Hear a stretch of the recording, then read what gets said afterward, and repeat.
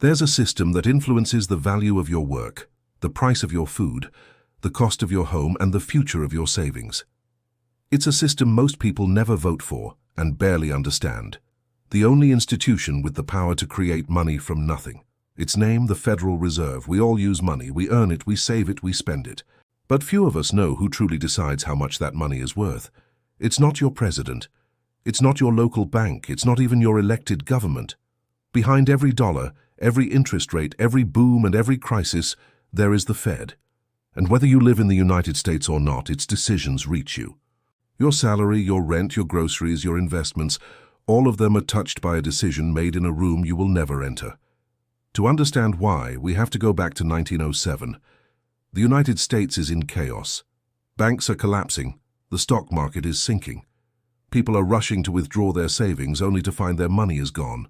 There was no safety net, no central bank, only fear. In that moment, one man stepped forward, J.P. Morgan. Not the government, not Congress, not the president. A private banker.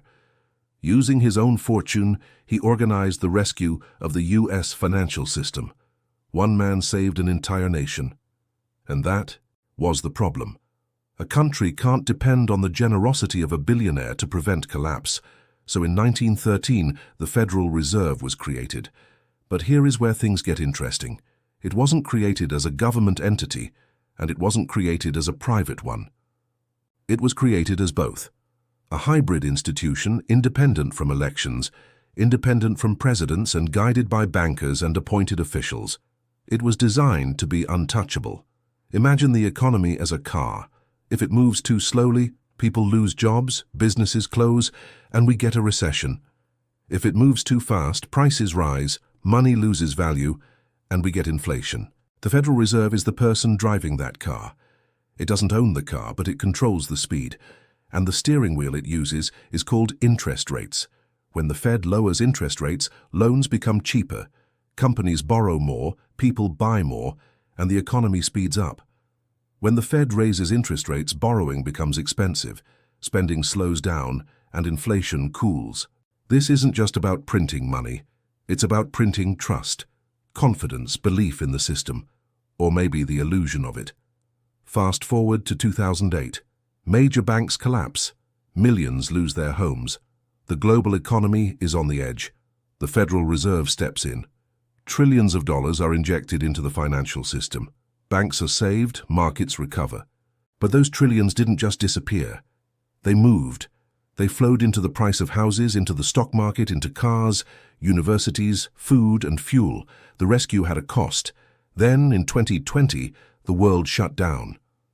Once again, the Federal Reserve used its power, this time on a scale humanity had never seen. The goal was to prevent another Great Depression, and it worked. But inflation returned stronger than ever. What used to cost $10 now costs $12, or $20, or even more. Some call this protection. Others call it the biggest bubble in financial history. Here is the part that affects everyone, not just Americans. When the Federal Reserve raises interest rates, the US dollar strengthens, and your currency, wherever you are, weakens. It doesn't matter if you live in Mexico, Brazil, Europe, India, or Nigeria. Your cost of living rises because of a decision made in a building in Washington, D.C. by just 7 people. 7 votes that move the world. Every 6 weeks the world holds its breath, waiting for their decision. The Federal Reserve doesn't elect presidents, but it shapes every presidency, every economy, every household budget, and every future. It's not a hero, not a villain.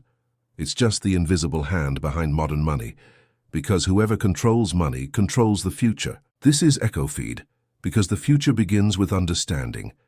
If you found this insightful, please like this video and subscribe for more content that explains the world around us.